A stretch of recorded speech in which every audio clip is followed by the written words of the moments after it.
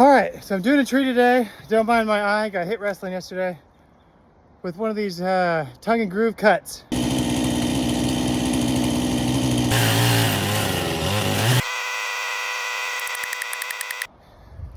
And I don't normally use these. They take a long time, they're pretty tedious, and usually a wide open face is plenty. But let me show you why I'm gonna use it this time.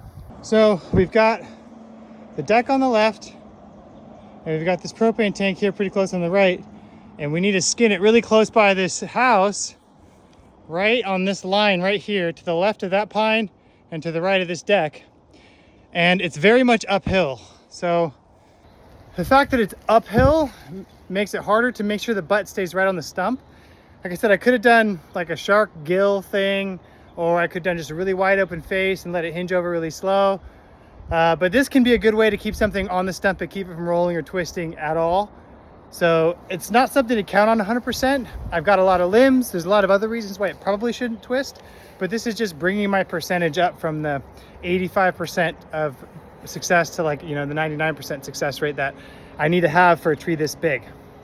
So the way you cut this is you first cut the big wide open face, then you plunge in from the front, cut down, plunge in from the front, cut down. If the width of this cut and then on the back the width is the same, then your cuts are going to be pretty parallel. And then you plunge in here like this, cut this way, plunge in here like that, cut that way. And you take the chunk out the bottom.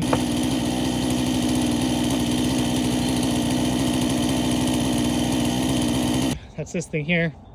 And I like to take the chunk a little bit taller in the front where the face cut is, and a little bit thinner in the back, because it's this corner that's going to hit the stump as the whole thing hinges over towards me.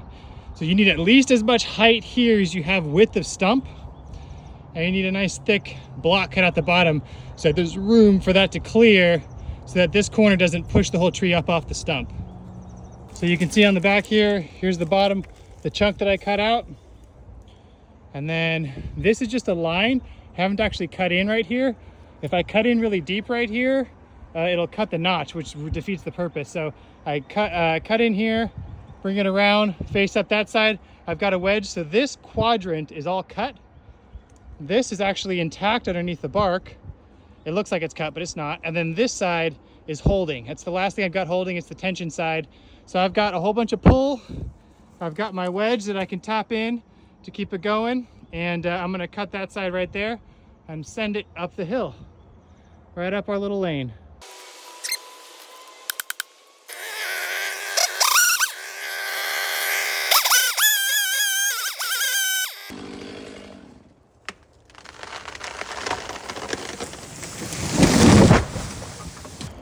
There you go, locked in place.